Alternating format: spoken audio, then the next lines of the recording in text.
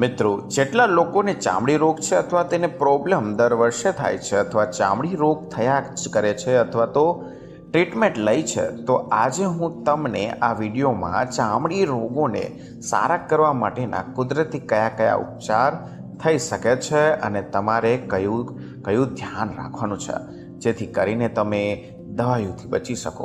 આજનો વિડીયો ખાસ થવા જઈ રહ્યો છે જે લોકોને ચામડી રોગની અંદર એક જોરદાર નિદાન છે. જે ચામડીની બીમારી જલ્દી કોઈને આવતી જ નથી મિત્રો, અને કોઈને આવી ગઈ હોય તો જલ્દી તેને મટતી પણ નથી. ઘણા લોકો એકબીજા વાત કરતા હોય છે કે મને કેટલા વર્ષ થયા ચામડીની બીમારી છે, ચામડીના રોગ છે, ઘણા ડૉક્ટર પાસે ગયા પણ હશો, કેટલાક વર્ષો થયા પણ તમે પીડિત પણ હશો.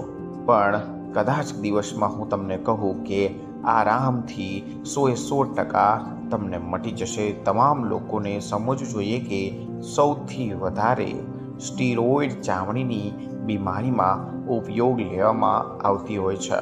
મિત્રો, આજે સ્ટીરોઇડની વાત કરું છું. જ્યાં સુધી લેતા રહેશો ત્યાં સુધી તમને આડઅસર જરા પણ નહીં થાય, પરંતુ વર્ષો પછી પણ કોઈને આ ખ્યાલ નહીં આવે. એટલી બધી સ્ટીરોઇડ ભૂતકાળમાં ખાધી હતી તમે, જેના કારણે ભવિષ્યમાં તમને અત્યારે પ્રોબ્લેમ પડે છે, ગંભીર સમસ્યાનો સામનો કરવો પડી શકે છે અને અત્યારે પણ તમને 100% પ્રોબ્લેમ ઊભી થશે. આજના વિડીયોમાં હું તમને વાત કરીશ કે ચામડીની બીમારીથી પીડાતા લોકો ગમે તે ચિકિત્સા કેમ ના કરી શકે.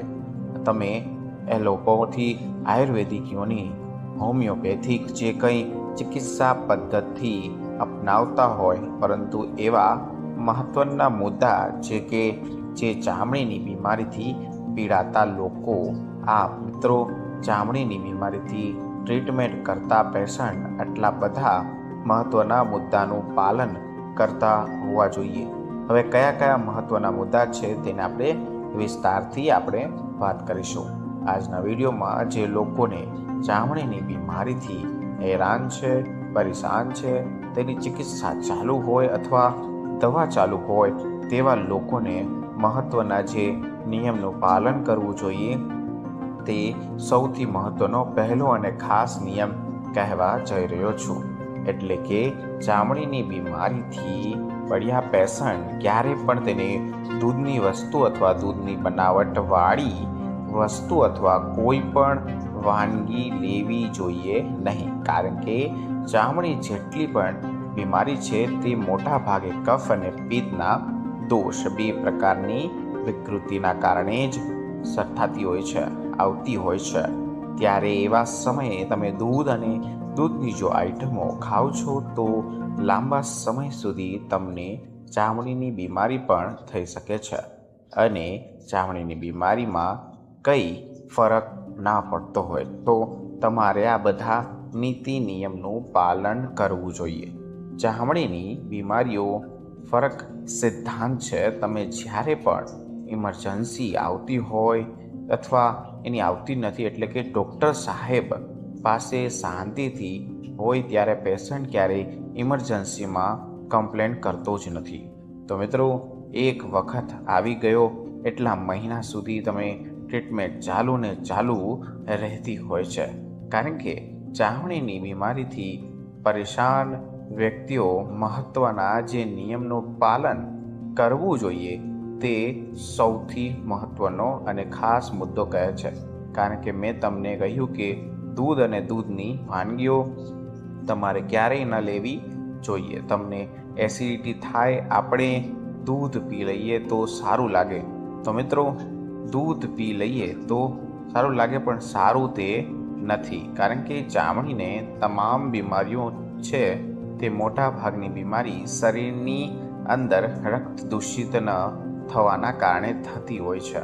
ચામડીની બીમારી માટે આપણે કોઈ પણ મેડિસિન કદી પણ લેતા નથી અને મેડિસિનનું કામ શરીરમાં ગયેલી અશુદ્ધિ હોય છે અથવા ગંદકીઓને બહાર કાઢવાનું હોય છે.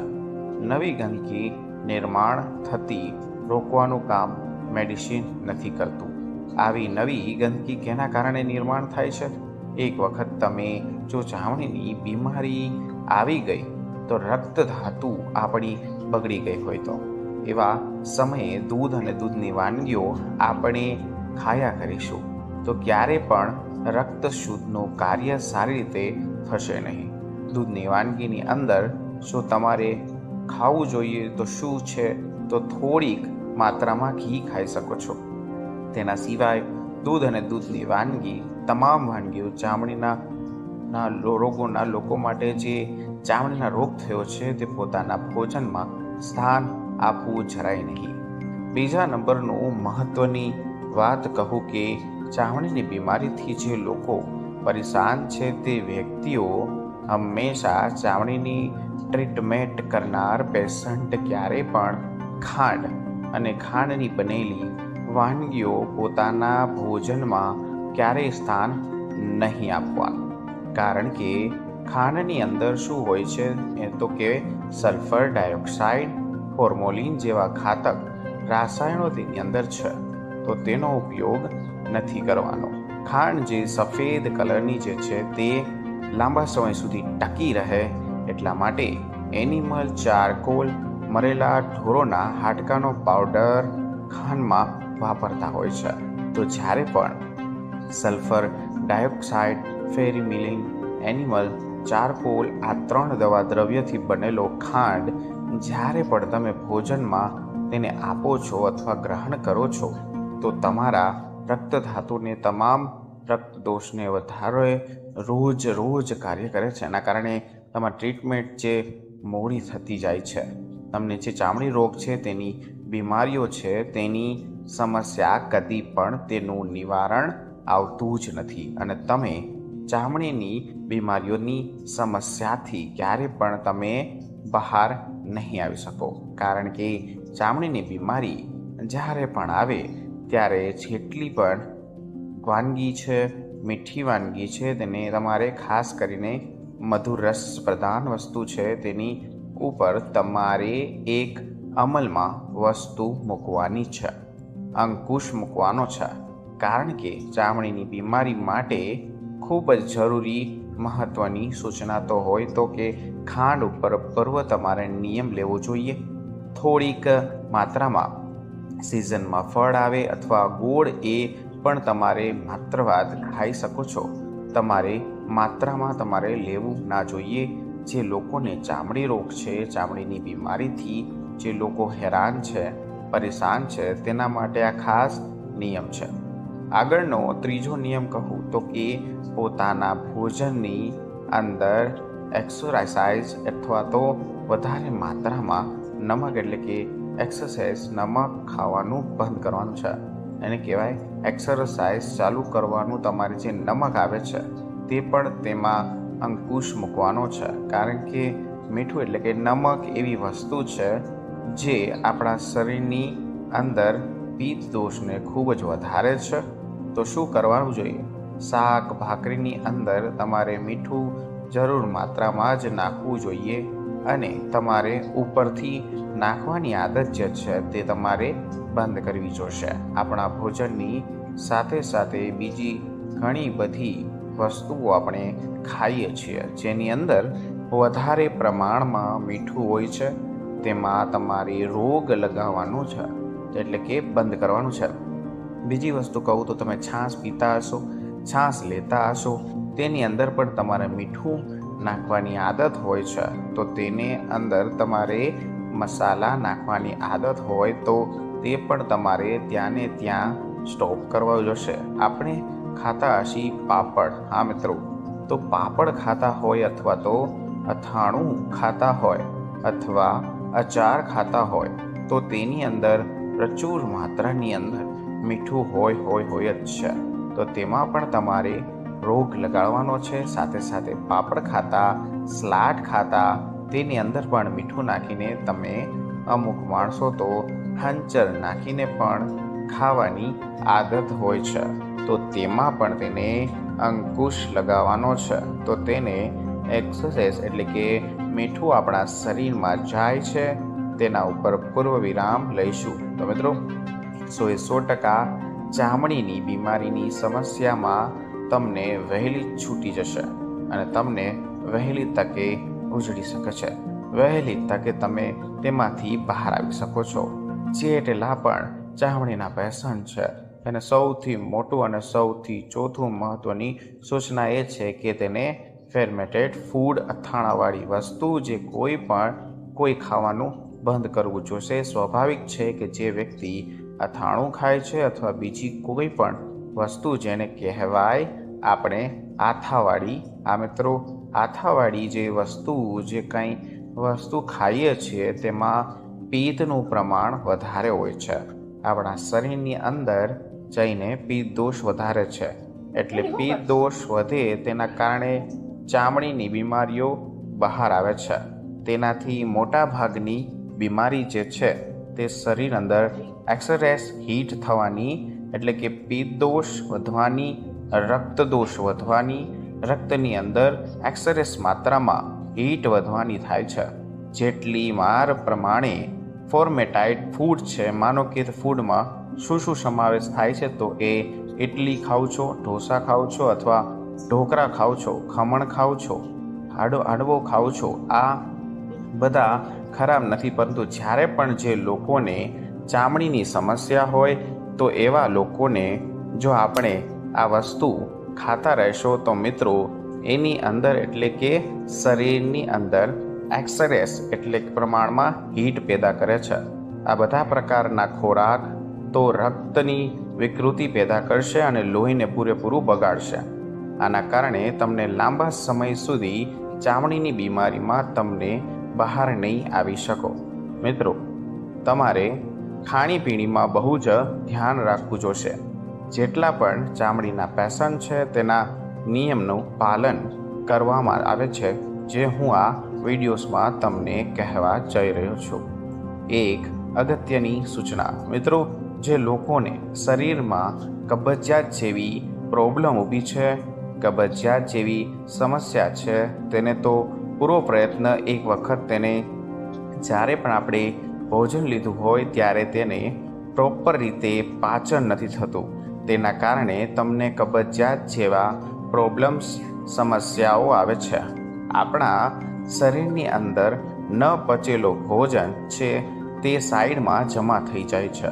એના કારણે ઘણા પ્રકારના શરીરમાં એસિડો બનતા હોય છે, ગેસ બને છે, વાયુ બને છે. એના કારણે આપણા શરીરની અંદર રક્તદોષ એટલે કે લોહી બગડવા લાગે છે. અને ભૂતકાળમાં આપણે વિસ્તારથી વાત કરી હશે અથવા મારી ચેનલમાં પણ તમને કબજિયાતના બીજા વિડીયોઝ મળી જશે. તે પણ જોઈ શકો છો કે જ્યારે પણ કબજિયાત હોય ત્યારે શું શરીરમાં ફેરફાર આવે છે અથવા કઈ બીમારીઓ આવે છે. આપણે પોતાના ભોજનની અંદર ખાસ કરીને હૃદયને સ્થાન પહેલાં આપવું જોઈએ. જ્યારે પણ રાત્રે તમે સૂતા હોય, એટલે કે રાત્રિના સૂતા પહેલાં દિવેલ લેવાનો આગ્રહ રાખવો જોઈએ, હરડે ખાવાનો આગ્રહ રાખવો જોઈએ. રાત્રે સૂતા પહેલાં તમે હરડેનું પાવડર 1 ચમચી જો લેવામાં આવે તો કબજિયાત જેવી સમસ્યા કદી પણ થતી નથી અને તે તમને તરત જ બહાર આવી શકો છો. પોતાના ભોજનની અંદર એવી બધી વસ્તુઓ સામેલ કરો જે કબજિયાતને દૂર કરવામાં બહુ સારું થઈ શકે છે, સાબિત થઈ શકે છે. હવે હું તમને વિસ્તારથી કહું છું કે ભૂતકાળમાં વિડીયોમાં બનાવેલ છે, તમે જોયું હશો કે કબજિયાતના કારણ કયા છે, કબજિયાત કયા લોકોને થાય છે, કબજિયાતથી પીડાતા વ્યક્તિને કેવા મેડિસિન લેવા જોઈએ, હરડે કેટલી અગત્યની મેડિસિન હોય છે, દવા હોય છે. કબજિયાત જેવી સમસ્યામાં નિજાત મેળવવા માટે ચામડીના લોકોને જેટલા પણ પેશન્ટ છે તે બધા નિયમનું પાલન કરે તો તેથી તેને કબજિયાત થાય તો તેને હરડે ખાવાનું ચાલુ કરો તો કબજિયાત તમેથી બચી શકશો. તો તમારે કબજિયાત કદી પણ રહેવાનું દેવું નથી. જેટલા પણ લોકોને ચામડી રોગ છે, આગળનો 6થો અગત્યનો નિયમ તમને કહું, જે લોકોને સૂચના છે કે બજારમાં વેચાતા પેકેટ ફૂડ એટલે કે junk food, fast food, cold drink થઈ ગયા અથવા ઠંડા પાણી થઈ ગયા અથવા તો બહારના હોટલનું જમવાનું થઈ ગયું. આ તમામ વસ્તુઓ પૂર્ણ વિરામ મૂકવાનું છે. તમારે આ બધું બંધ કરવાનું છે. ભૂતકાળમાં આપણે વિસ્તારથી આની પણ વાત કરેલી છે વિડીયોઝમાં. મિત્રો, ખાસ કરીને બજારમાં વેચાતા જેટલા પણ પેકેજ ફૂડ છે, જંક ફૂડ છે, ફાસ્ટ ફૂડ છે, તે હોટલના ભોજનની અંદર મોટા ભાગમાં કેમિકલનો ઉપયોગ કરવામાં આવે છે. બજારમાં વેચાતા બધી જ વાનગી સ્વાદિષ્ટ તો લાગે જ છે, તેના માટે MSG મોનોસોડિયમ ગ્લુટામેટનો ઉપયોગ કરવામાં આવે છે. આ તમામ વસ્તુઓ તમને એટલી જ સારી અને મીઠી લાગે છે, તમને આકર્ષણ લાગે છે, પણ તેની અંદર પ્રોઝર્વેટેડ કેમિકલ આર્ટિફિશિયલ કલરનો મોટા પ્રમાણમાં ઉપયોગ કરવામાં આવે છે. આ તમામ વસ્તુ મિલીગ્રામની અંદર જો તમારા શરીરમાં પણ જાય છે તો કહેવાય છે તમને 100% ભયાનક રોગો થાય છે, ભયાનક રોગો ઊભા થાય છે. આનું એક મેઇન કારણ છે જે તમને ચામડી રોગ થાય છે. શરીરમાં જાય તો ભયાનક રોગ ઊભા થવાનું મહત્વનું કારણ બની જાય છે. જો તમે ચામડીની બીમારીથી પરેશાન હશો, લાંબા સમય સુધી તમને ટ્રીટમેન્ટના લીધે પણ કરશો અથવા તો દવા પણ લેશો, તો પણ જો આ નિયમને જે બજારમાં વેચાતા junk food, fast food, packet food જો ખાધા કરશો તો તમને વર્ષોના વર્ષો સુધી ચામડીના આ પ્રોબ્લેમ રહેશે. ચામડીની સમસ્યામાં તમે કદી પણ બચી નહીં શકો. હવે આપણે આગળનો નિયમ કહું, જે 7મો છે, જે અંતિમ છે અને સારો છે અને બહુ મોટો છે. મહત્વની સૂચના: તમારા શરીરમાં સૂર્યના કિરણો તાપની વંચિત ના રાખો. વર્તમાન સમયમાં આધુનિક જીવનશૈલીથી આપણે આપણા બધા પ્રભાવિત હતા. એટલે કે વર્તમાન સમયમાં ભાગદોડ કરતા હતા, મહેનત કરતા હતા. તો મિત્રો, કહેવાય છે કે શરીરમાં જ્યારે કુદરત કરતા હોય અથવા કુદરતી રીતે કસરત કરતા હોય, બહાર જતા હોય, પહેલાંના માણસો ત્યારે સૂર્યના કિરણ ડાયરેક્ટ તેના શરીર ઉપર પડતા હતા અથવા પડવા દેતા હતા. અત્યારની જીવનશૈલીની અંદર મોડી રાત્રે સૂવું અને સવારે વહેલા ઉઠતા જ નથી. તેના કારણે સૂરજના જે કુણા તડકો જે છે તે આપણા શરીર ઉપર પડતો જ નથી. તેનાથી આપણને બધા વંચિત થઈ ગયા છીએ.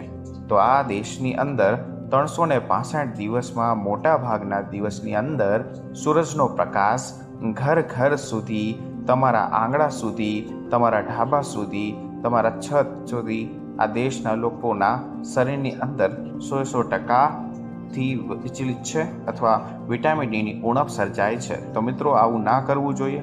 આ તો મોટામાં મોટી મૂર્ખતાની નિશાની છે. જે લોકો વિટામિન ડી લે છે તેનું શરીર સારું રહે છે. સૌથી મહત્વનો સ્ત્રોત છે સૂરજ. તમારા વિટામિન ડી જોતું હોય તો તમારા શરીરમાં વિટામિન ડીની ઉણપ હોય તો તમારા શરીરની અંદર સર્જાશે સ્કિનના પ્રોબ્લેમ, સ્કિનના રોગ, અને ક્યારે પણ તમે સ્કિનની એલર્જીથી તમે નિજાત નહીં પાઓ. જો તમે રોજ સૂર્યના કિરણથી તમે લ્યો છો તો તમને કદી પણ હેરાન નહીં થાવ. વહેલી સવારે ઉઠીને તેલ માલિશ કરવાની આદત, પણ એના પછી કૂણો તડકામાં બેસવાની આદત રાખશો તો તમને કદી પણ શરીરમાં ચામડી રોગ નહીં થાય અને તમારા શરીરની અંદર વિટામિન ડીની પૂર્તિ કરે છે. અને એ જ વિટામિન ડી તમારા ચામડી સંબંધિત અલગ અલગ સમસ્યાઓથી તમને તમારું શરીર બચાવી લે છે. તો શરીરની અંદર જેટલી પણ સમસ્યાથી પીડાતા વ્યક્તિઓ છે ત્યાં નિયમનું આ પાલન કરવું જોઈએ, 100% કરવું જ જોઈએ. તો તેને કદી પણ ચામડીના રોગ નહીં થાય. મિત્રો, 7મા નિયમનું પાલન જો તમે કરશો તો તમને કોઈ પણ દવા લેવાની જરૂર નથી અને તમને મહિલાઓને આ સારું પરિણામ જોવા મળ્યું છે. અને પુરુષોને વધારે પડતું સવારે કૂણો તડકો લેવાથી એને અનેરો ફાયદો થાય છે. મિત્રો, આ બધા હતા ચામડી અને ચામડીના રોગના બનતા ગંભીર નિયમો. તો વિડીયો સારો લાગ્યો હોય તો વિડીયોને લાઈક કરો અને ચેનલને સબસ્ક્રાઈબ કરો અને કમેન્ટ સેક્શનમાં જય માં લક્ષ્મી લખો, જેથી કરીને અવારનવાર આવા વિડીયોઝ તમારી સમક્ષ અમે રજૂ કરતા રહીએ. છતાં પણ કોઈ પણ જાતનો ચામડીનો રોગનો કોઈ પણ પ્રશ્ન હોય અથવા પૂછવા રહી જતો હોય તો નીચે કમેન્ટ સેક્શનમાં પૂછી શકો છો. હું એનો આન્સર જરૂર આપીશ. તો મિત્રો, ફરી મળીશું નવા વિડીયો નવા ટોપિક સાથે. ત્યાં સુધી બધાને મારા હર હર મહાદેવ અને રાધે રાધે.